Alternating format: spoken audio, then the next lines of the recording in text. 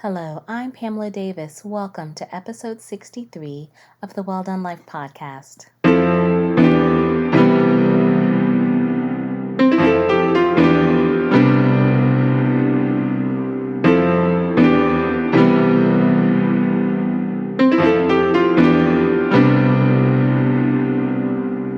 Hello, and welcome back to episode 63 of the Well Done Life podcast. I'm your host, Pamela Davis. If you're new here, hey, welcome. I'm so glad we're connecting. Thank you for checking me out. If you've been here before, thank you for continuing to listen. There are so many wonderful voices out there. I just appreciate you giving me a chance to be a part of your listening crew. So thank you again. I know you all know this by now, but let's kick it one more time to make sure everybody knows what this space is all about. The Well Done Life podcast is a space for women. This is our safe space to share our stories so that we can grow and learn together. I know you've been listening to me for a while, and I promise I'll have more voices again soon. But like I said earlier in my couple of episodes ago, I just feel like right now is a time to keep it simple. So let's just keep things simple and set some positive intention in the air before we get started with this week's episode. So this week, I want to make sure that I send prayers and love to each of you. Please make sure you're taking care of yourselves, physically, mentally. I mean, between COVID and the craziness in the world, there's a lot pulling at us. And I just want to make sure that you're out here, socially distancing, wearing your mask, washing your hands, and making the best decisions for yourself about vaccinating. There's been a lot of conversations about it lately. I've had conversations with friends and people that I know. I think really the best thing to do is just do your research. And I'm talking reputable research. Please stop, listening to all these Facebook, Twitter, podcasting philosophers out here. None of us have MD behind our name. So I feel like you gotta stay informed, and you have to make intention about being informed, because this is about your health and the health of the people around you. I've recently heard a lot of hesitation around getting the second shot, and a lot of people are afraid of the side effects. And I can understand that, because it is kind of unknown, and it does really vary based upon, everybody's personal makeup. All I can say is that I think everyone, like I said, their reaction is going to be different. But by the time you're listening to this, I'll be more than 1 week past my second shot. So I just wanted to let you know the only reaction that I had was a sore arm. And I'm going to be honest, I think that was because I jumped when I was vaccinated this time. I was coming in from work. I did it like late in the afternoon. And I had just been like trying to make sure that I was on time for my appointment. So I was trying to get through my meetings and get everything wrapped up. And I just was kind of hyped up. And so I jumped, but my arm was sore. It wasn't like immediately sore either. It took a minute. I would say later that night, it got a little bit sore. And I would also say that I was fatigued probably about, I want to say 2 days after, but I definitely have to preface that. I decided to go on a spring cleaning spree. That's what I'm on right now. And I was scrubbing my bathroom, literally on my hands and my knees, just like scrubbing tiles and stuff that morning. So that would make anybody tired. But other than that, I felt fine. And again, it's going to, like I said, it's just, this is going to vary based upon, I think, everyone's personal health. And for myself personally, I'm in good health. I had told you guys a couple of episodes back, like last year, I became vegan because I wanted to reset my health. And so I'm at a really good point right now, and I'm very grateful for that. And so I think that may have helped through, and probably my age being a little bit in my late 40s. They always say the reaction point as you get older is different as opposed to when you're younger. So those could be things that help me out. I don't know. But just for transparency, I took the Pfizer vaccine. And again, I'm sharing this information just an example. This isn't about trying to convince anyone. I just wanted to kind of help offer that out there as my personal PSA, because I don't want you to be afraid of the second shot and then you punk out. Or if you're afraid of the first shot and just, you're on the fence, but again, you're scared about the reactions. Again, it's all about doing your research. Even on my first shot, the only reaction that I had that night, I had a light headache. And again, though, I keep having to preface this, I was working. I waited until the end of the day, like 5:45, to do my shot. So that could have been a compound of stress and everything else. And I was just like moving, trying to hustle with that, pick up my sister, or get dinner started. So again, the hustle of life could have contributed to that headache. But outside of that, no reaction. And my arm wasn't even sore last time. So the first time. So again, just a personal PSA, but I just want you to be able to have that out there just for, transparency, just so that you can say, okay, I do know someone who's had it and they didn't have a reaction. So just do what feels best for you. Back to the purpose of this moment also is I want to send prayers for empathy into the atmosphere for us all. As I mentioned in last week's episode, empathy is under attack. And I definitely just feel like we need to really take a very proactive approach to be more empathetic to each other. So I just want to make sure that we are, giving ourselves an opportunity to really extend grace to people. And if you haven't checked out that episode, I'm going to make sure I link it in the show notes below. But pretty much, like I said, it's really just about making sure that we are checking ourselves, our judgments, our preconceived notions about people and situations. Karma moves swiftly. And I feel like this is a time for us to really focus on extending grace and actually minding the business that pays us respectfully. Like I said, I'll link it in there. But this week, I wanted to kind of pivot from empathy to another really important thing that I'm seeing kind of go on right now that needs to be discussed. I want to talk about honesty. And, honesty to me goes hand in hand with empathy. I know there are two very different meanings, but to me, it's such a major part of your growth when you're honest. And hell, being honest is actually a major factor when navigating through life. I mean, don't get me wrong. You can get through life on lies. I mean, we've all seen it. A lot of people do it every day. But is that truly living is the question. And we'll get to that a little bit later. I mean, I want to build to that point. But like I said, the reason I decided to talk about empathy this week is because, as I mentioned, it's a major factor in our growth. And you know what? I'm growing. And I am just so grateful. I mean, I thank God for growth. And I feel blessed, like I said, to say that is just that I had to face many truths about myself on this journey to growth. And I've had to face my own flaws, my own toxicity, and I had to make actionable steps to heal that. And I've talked about this before. I actually talked about this when I first started the podcast. I talked about it in episode 4. I know you're toxic, but so am I. Because I really do feel that in order to heal, I had to start recognizing my own toxic behavior. And I know I'm not the only person that said that. I've seen many people say that. But it's true. I think a lot of times we try to deflect our toxicity on other people, but we have to recognize the things that within ourselves that contribute to toxic behavior and make us toxic as well. Because you can't hold the mirror on somebody else without holding it back on yourself. And so I had to call out my own flaws when I was discussing episode 4 and when I was getting to that point in my journey. And, everybody has flaws because those traits that, really foster feelings that you wind up projecting on other people. And I'm talking about lack of self-esteem, lack of self-confidence. I mean, I know for myself, I used to be a people pleaser to the point where it was detrimental to my heart and my soul. And for me, it was so important to get real about all those things and so much more. Because I've got a lot that I'm working on. And it wasn't easy. It was a lot. It was a process. Hell, it still isn't easy because I'm still working on it. I'm going to be transparent. I'm in a constant battle with myself to ensure that I don't succumb back to the old Pamela because I worked so hard to get to this new Pamela. But I had to do it, my sanity depended on it, and keeping it a buck, my life depended on it. And that's real because I don't think people recognize the importance of being able to face your flaws, of being able to face the things that make you a toxic person. Because you see, my life didn't get better until I faced myself honestly.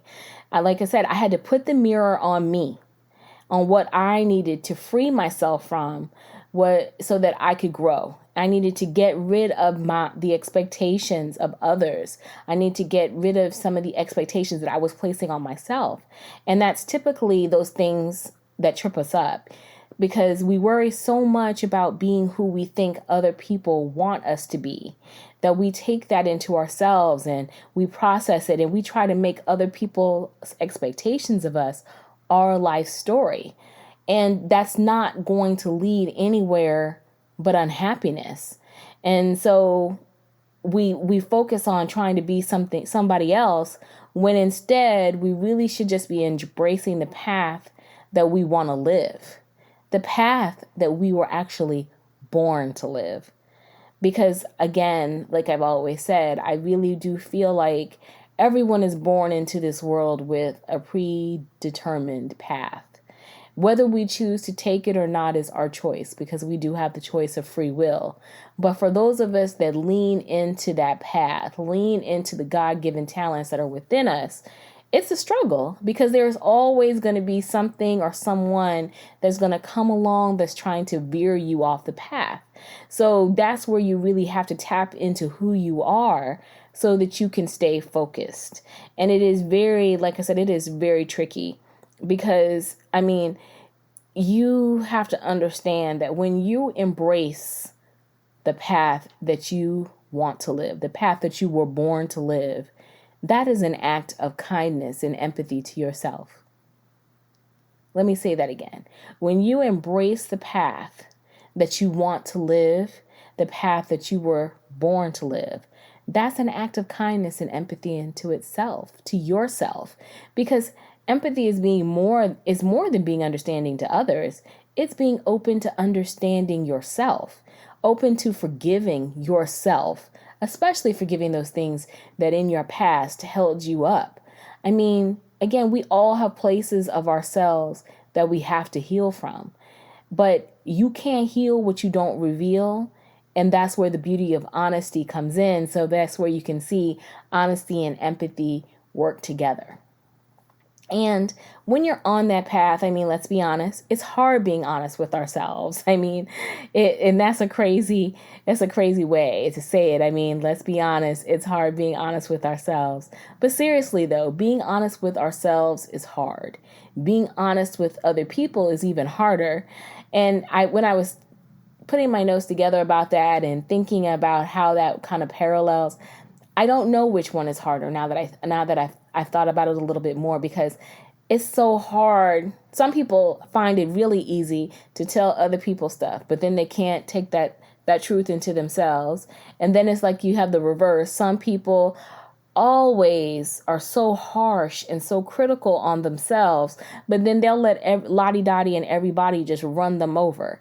And it doesn't even make any sense. So I have to admit, I think maybe that is kind of like, it's a weird dynamic, but it is. A lot of us, people please our way through jobs we don't like and relationships that don't serve us. And I feel like a lot of times that's where the people pleasing and the honesty get blurred. And all of that culminates into a life where we're not fully living. And that's not acceptable. But it's not a judgment. It's just being honest. I mean, I think we just have to get to a point where we normalize honesty. Isn't that crazy to have to say that? But I mean, really think about it. How normal is honesty nowadays? I mean, if we think about that, it's like, okay, that not liking something isn't wrong. But we always try to like everything. And I guess that's kind of part of the societal construct of things. And we'll talk about that a little bit more. But like I said, not liking something isn't wrong. And not liking something a lot of times is a stepping off point to growth. Because remember, when most people don't grow, they don't grow because they're not taking an interest in something new. And when most people do want to grow, it is because something has happened to make them curious, to make them wonder, to make them realize, to make them change. Something has been sparked inside of them. Because most people don't learn something new without that feeling of need to change or grow in a certain aspect of their life. I mean, those feelings or tugs on your spirit, to me, is the universe's way of aligning you to your path. That's why, to me, honesty and empathy, it's all cyclical. And we just have to be willing to see it. That's why you have to be willing to break through the lies. Because like I said, I mean, many people have built a life on lies. Lying is nothing new, and it's not going away anytime soon. But let's be honest, the way of life that we live is set up, like I was saying, where you can paint any story you want for people to see. Especially if you're focused on living a life that's just kind of based on perception and social media. And this is not a knock to social media. I like social media, but social media, again, is a construct where people are only showing you certain aspects of your life. And then a lot of times, some of these people are showing you aspects of their life that they fabricated, but people want to soup it up like it's the gospel. And you spend so much time trying to emulate and idolize those things that you see. And sometimes for some people, it's a struggle, and it causes imposter syndrome, and it causes you to act in certain ways that aren't conducive to the path that your life is supposed to be on, because you can't separate yourself from that. So that's why a lot of times it is so important that you just kind of have a balance where that is where that is concerned, because you can't give all of your time to something that is built on a lie. Because again, you're not allowing yourself to be curious. You're not allowing yourself to be exposed to different thought, to different truth. You got to stay intentional to realize that what you're seeing is a microcosm of somebody's life. I think about that in myself. What I show is just a small fraction of my everyday life. There's so much more to my life. And I kind of guard that, because that's for me, that's for my loved ones. And so I don't share everything. I share enough, but I try to be as transparent as I can be with myself and with my family, up to the points where everybody feels comfortable. Back in the day, I felt like I posted more to get likes, to make other people follow me, more of that influencer mindset. And that was just where I was at that particular point in time. But now my mindset is I'd rather share things that I know will feed into you, because I'm looking to put that energy out so that energy comes back to me. I prefer to be more intentional with my words and my thoughts and my images and my purpose, because I want to inspire you, because I'm trying to be inspired as well. Because again, you get back what you give out. So that's how I balance it through my life. And that's what helps me kind of see through the craziness of it all, or the lies of it all. Because, you have to be able to break through the lies, because many people are living on that lie. And I mean, it's just, that's where we are right now. And it's just so funny, because like we're talking about social media, but that's just where we are at. It's just even taking it a step further. We have people even looking to rewrite history, because they don't like the optics of the history of America. Kind of a case in point. Many politicians right now, not that this is turning into a political conversation, but just something that you should be aware of. Many politicians are coming out against the 1619 Project by Nicole Hannah-Jones and the writers of the New York Times and New York Times Magazine. They're coming out against it because it's being viewed as a way to reorient, and those are air quotes, the view of American history away from their intended purposes toward a politicized and divisive agenda. So all of that fancy wordplay, really just means, long story short, it gives too many optics into the pattern of systemic oppression from slavery to now. And the block is already hot. and they're scared it will throw gasoline on it by putting it out into the atmosphere, that you are going to indoctrinate people to believe that America is a racist country, and that you will make people feel bad about our history. And I'm going to put a link to the 1619 Project in the show notes. It's an amazing body of work, and I've read it. I've listened to the podcast, and I would definitely recommend that you check it out. But again, essentially what that is a framework from slavery to now, and talking about, again, the systemic oppression. And that this isn't a political rant. This is just something that you should know, that it again is a point of education, but we are looking to rewrite it, to abolish it, to remove it, because we don't like the way that history is being framed. That's crazy. I mean, that is crazy. Because again, this example speaks directly to what I'm talking about. Some folks would rather live a life built on lies than educate the masses with truth and compassion. I mean, in what world does that work?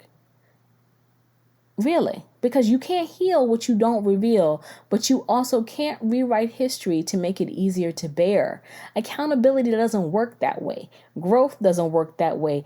Honesty doesn't work that way. And isn't that what we want? Isn't that what we should do? We should see the things that occurred in our past, understand them, learn from them, and move forward to be better. But instead, we don't want to do that. We rather rewrite stuff to make it seem like it wasn't so bad. That's crazy. I mean, we want to grow past racism. The only way to do that is through accountability and actionable change. That's the only way to actually fix any problem. I mean, really, you have to take accountability. You have to be willing to face the hard truth. You have to be willing to do the work. And the fact that we're at a point where people want to look at revisionist history as being the gospel shows that we are on the brink of becoming lazy thinkers. And when you become lazy thinkers, you become lazy not just with politics, but with life, because you become conditioned to believe that it's okay. If I don't like something, I don't have to face it. I can just change it through changing the narrative, changing the optics, lying to navigate through. And the last time I checked, those aren't values that any of us want to be associated with. I mean, honesty is never going to be easy. But I've said this before, and I'm going to say it again. This is one of the most revelational times of our life. And right now, we are all trying to live our best life. And with that, that means we have to be aware. We have to understand that we can't live fed on half-truths. Honesty there is truth, there is compassion, there is accountability, there is growth. And you need all of those things to move society forward, to move your life forward. That's why we have to have conversations like this, so that we can talk about it in a safe space. There's no judgment. I'm not judging a soul because, like I said, I am flawed. I am on the journey. I am trying to grow, and I know the harshness of truth, but I also know the beauty of it. And that's why I want to make sure that I am putting this in the atmosphere so that you can be critical thinkers, so that you can think about how you want to move forward in your life and how you want to be associated with people in your life who will feed you, because you need people in your life who are mirrors. Let me say that again. You need people in your life that are mirrors. And when I'm talking about mirrors, I'm talking about those people who will love you, who see the best in you, the worst in you, and who will call you on your bullshit. Because gone are the days when everyone in your life could just agree with everything you do. This isn't a time for that. This is a time of growth. This is a time of trying to manifest our best life possible. If we are on the journey to our best life possible, to growth, we cannot have yes men in our corner. Yes men are never going to help you be able to move to the next level, because yes men don't deal in honesty, they deal in yes. And you need people in your life, like I said, who can call you on your bullshit, because they have the ability to call it in clearly and with love. And I know that sounds a little tricky because, most times when someone's coming at you with some truths, it can get a little tough depending on how the conversation is perceived and received. And to me, that means, again, it goes back to the right people in your life. Because when you have the right people in your life, they know how to be honest with you, and they will give you accountability, but they will give you love, and they will give you truth. And that's the kind of circle that you need. And I feel blessed personally in my own life. I have some beautiful lights in my life that keep me accountable. They remind me to tap into the power of my truth. And they remind me to also use that power very wisely, because you have to understand, when you start to tap into honesty, when you start to look at yourself and fix your flaws, it is very easy to kind of get haughty. It's very easy to feel like you might have a little bit of a leg up on somebody.